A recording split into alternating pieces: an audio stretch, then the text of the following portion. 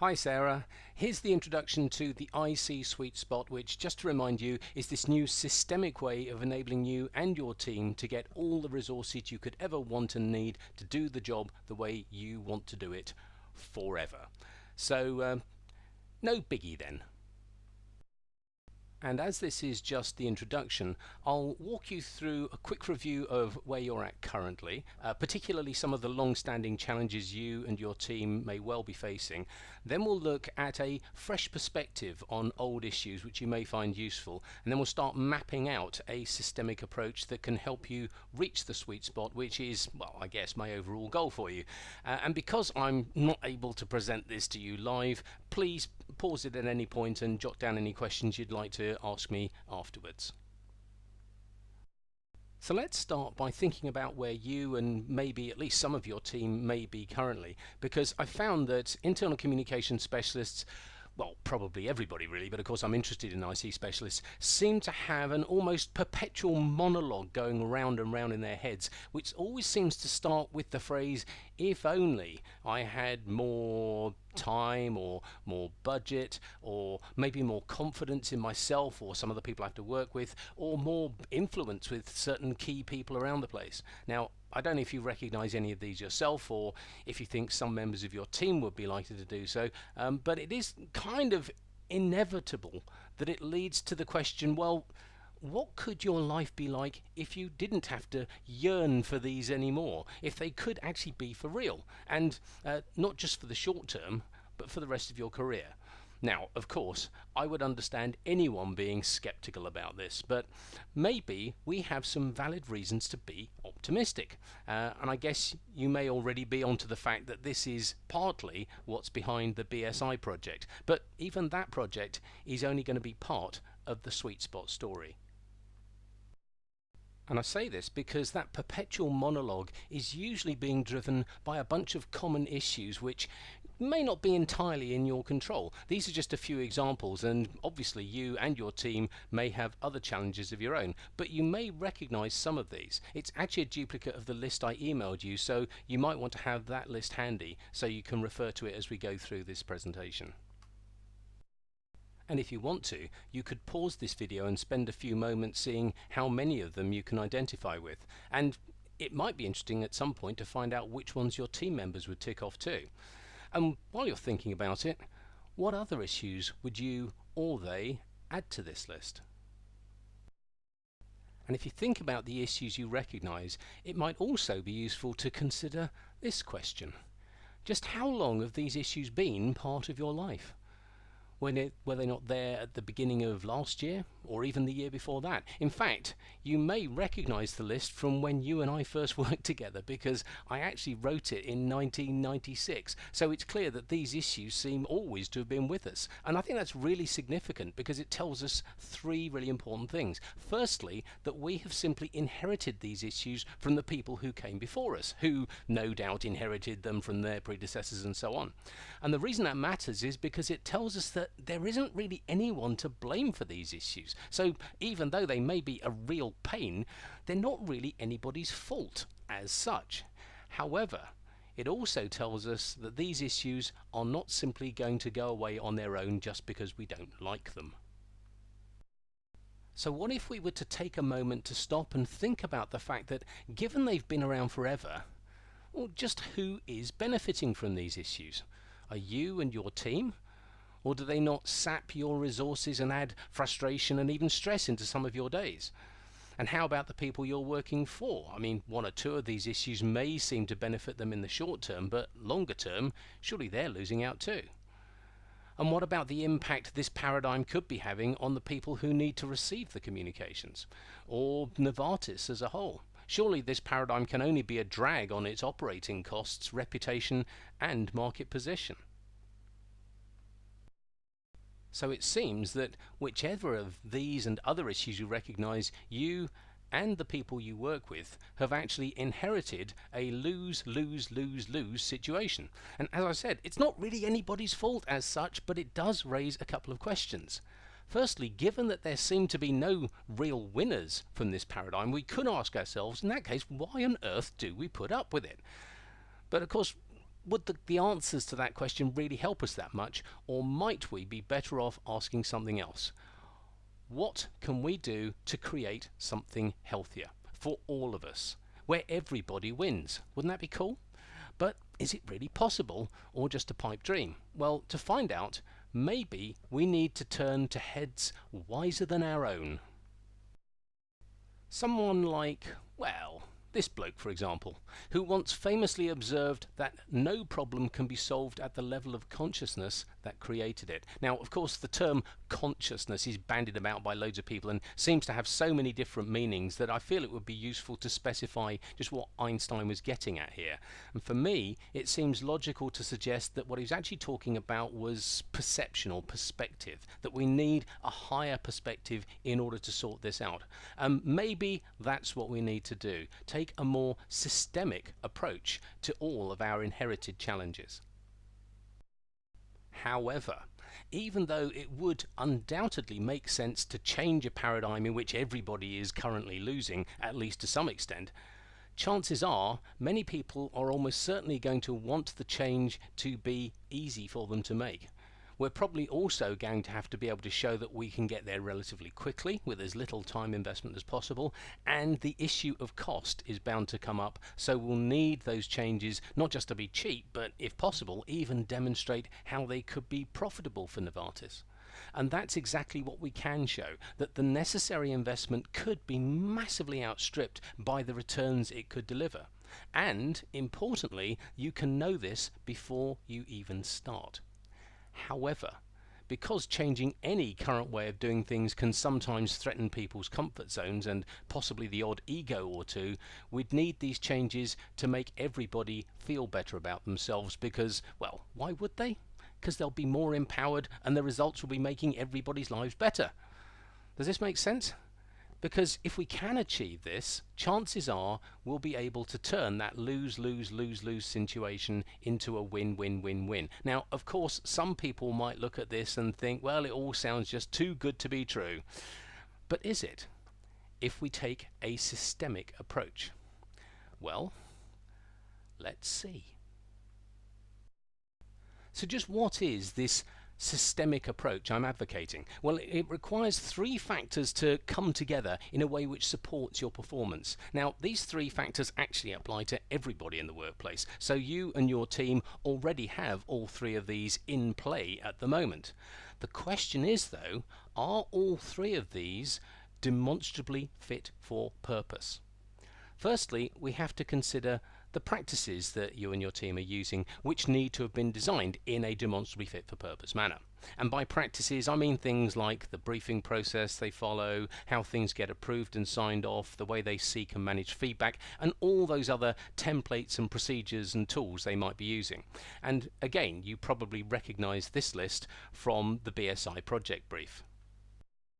Importantly though, even if all the practices are designed to be demonstrably fit for purpose, they're not going to work that well unless everybody who needs to use them has the necessary skills to do so. Crucially though, even with those skills, you and your team are still not going to be able to add as much value as possible unless you also have a mandate which is going to enable everybody who needs to use those fit for purpose practices and skills. Make sense? Hope so. It's kind of frustrating not being able to get any feedback from you as we go. But anyway, if any one of these three is in any way unfit for purpose, then neither you, your team, your clients, approval group members is going to be able to perform as well as possible. And if you recognize any of these issues, we can be pretty certain that at least one of these three must be unfit for purpose, at least to some extent. So this is what we really need to address, because it's only when all three are fully fit for purpose that they can come together and create the sweet spot which will enable your team to perform as it really could. And this can bring a whole host of benefits to everybody involved, not just those inside the IC function, but people outside as well. Equally importantly though, It's only when your team is realizing its full potential that it can support Novartis to perform as well as possible. Now, of course, I'm not saying that optimum IC team performance will guarantee Novartis performance as well as it could, because there are too many other factors involved. We know that. However, we can guarantee two things. Firstly, that if you and your team are not in the sweet spot at present, they cannot be performing as well as possible. Now, as we know, that's not necessarily anybody's fault. It's just, that inherited paradigm that's affecting you, your clients, and everybody else. However, if this is the case, the second thing we can guarantee is that Novartis must be underperforming as well, because internal communication is simply so pervasive. And this means it's in everybody's interests for you to get yourself and your team into this sweet spot. This really should be a no-brainer, and it means, well, maybe we need to think about how to ensure the skills, practice designs and mandate of all your team are demonstrably fit for purpose. And this obviously means changing the current situation. So, do you have the mandate you'd need for such systemic change? And what would that mandate need to include if it's going to be sustainable long term? All clear so far? So it seems that if your mandate is going to be sustainable, it may need up to 3 components. Firstly, it's certainly going to involve a technical component. It's also likely to need a financial component, especially if your budgets are being squeezed. And thirdly, it may possibly need to include a cultural component as well. So I'll briefly explain these components for you, what they are and why you might need them, starting with the technical mandate. If we look at the list of issues you've identified, and those your team might tick off as well, you're unlikely to be able to make the kind of changes you might need to without also having to change at least some of the working practices of your clients and possibly approval group members too. And many of these people are probably quite senior, more senior at least than the IC specialists who are going to be asking for those changes. So why would any senior manager allow someone relatively junior to dictate their working practices unless they have complete faith that what's being asked of them is DFFP, demonstrably fit for purpose? And this means that getting the practice designs and execution skills right is, if you like, a kind of minimum hygiene requirement. We need this really as our sort of line in the sand, as it were. However, when it comes to the issue of developing your team's execution skills, there is an elephant in the room. And this elephant is enshrined in the phrase skills training. Many organizations use this expression in order to distinguish between, on the one hand, the teaching of techniques for doing things, and on the other, simple knowledge training about the products and services they offer. The trouble is, skills training doesn't really exist. It's kind of a myth, even though there are plenty of training companies whose literature and websites say you will learn these skills. You won't. Think about it. When you were learning to drive, by the time you got to the end of your first lesson, were you a skilled driver? Of course you weren't, because if people need to develop their skills, a single lesson is never going to be enough. We don't learn skills on a course. We can gain insights and learn techniques, but it's only through practice that we become skilled, and that takes time, which many people don't get because they're simply pitched straight back into the workplace with no more time to think and get used to new ways of working. In fact, they often have less time because they're now having to catch up on that backlog that built up whilst they were away on the training course. And when they're under pressure, many people just revert to what they're familiar with, and much of their new learning can get lost. So this tells us very clearly that if we're serious about getting into that sweet spot, then in order for your team to have the time to develop demonstrably fit for purpose skills, you may need to take on some extra pairs of hands for a short time. So already the alarm bells may be going off because, well, hang on a second, that's going to increase the size of the investment, which would be a challenge if you've already identified with number 6 on that list of issues I sent you, not having enough budget. So that's why we may also need the financial mandate to support your sweet spot, which means it's now time to look at how this systemic approach all fits together. So, before we can even think about developing the technical mandate, we may need to start by building a robust, credible business case for the changes you need to make. And we do this through a process of internal communication financial auditing, which I'll be delighted to talk you through if we can get your Skype to let me do that. Briefly though, what it does is it enables you to measure some of the unnecessary costs that are tied up in your current inherited paradigm, so you can demonstrate to your senior managers the value of changing it.